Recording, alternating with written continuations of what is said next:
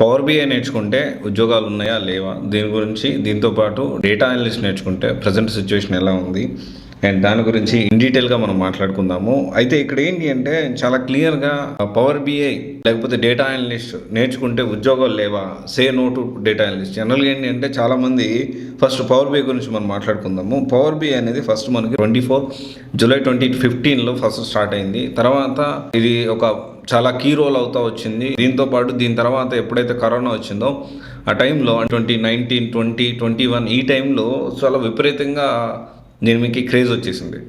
అప్పుడు బాగా క్రేజ్ వచ్చింది. చాలా ఎక్కువగా 3 years 4 years ఎక్స్పీరియన్స్ ఉన్న వాళ్ళకి కూడా ఓన్లీ పవర్ బిఐ నేర్చుకున్నా కానీ 12 లక్షలు 15 లక్షల ప్యాకేజ్ కూడా ఇచ్చారు అన్ని పెద్ద పెద్ద కంపెనీస్ కానీ అన్నీ కూడా.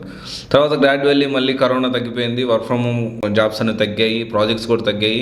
సో మెల్లగా ఏంటి అంటే పవర్ బిఐ తర్వాత పవర్ బిఐ ఎస్క్యూఎల్ నేర్చుకుంటే జాబ్ వచ్చేది. తర్వాత పవర్ బిఐ ఎస్క్యూఎల్తో పాటు ఎంఎస్బిఐ నేర్చుకుంటే జాబ్ వచ్చేది. తర్వాత పవర్ యాప్స్ వచ్చింది and power BI MSBI plus SQL అన్నీ నేర్చుకుంటే జాబ్స్ వచ్చాయి.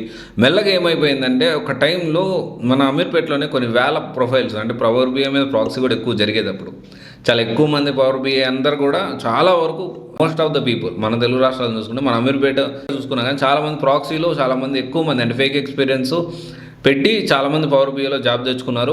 తర్వాత వీళ్ళ అవసరం తీరిపోయింది.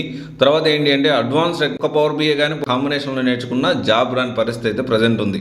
ప్రజెంట్ ఉన్న సిచ్యువేషన్లో నేను పవర్ బిఐ నేర్చుకుంటే జాబ్ వస్తుంది అంటే రాదు. There is no doubt about that. So అయితే ఇక్కడ డేటా అనలిస్ట్ నేర్చుకున్న జాబ్ రాదా అనేది క్వశ్చన్ మార్క్. సో దీనికి సంబంధించే డేటా అనలిస్ట్ అంటే చాలామంది డేటా అనలిస్ట్ అనేది ఏఐ రీప్లేస్ చేస్తుందా, డేటా అనలిస్ట్ ఎవరు నేర్చుకోవచ్చు, నేర్చుకుంటే ఇప్పుడు జాబ్ వస్తుందా, దాని గురించి మనం మాట్లాడుకుందాము.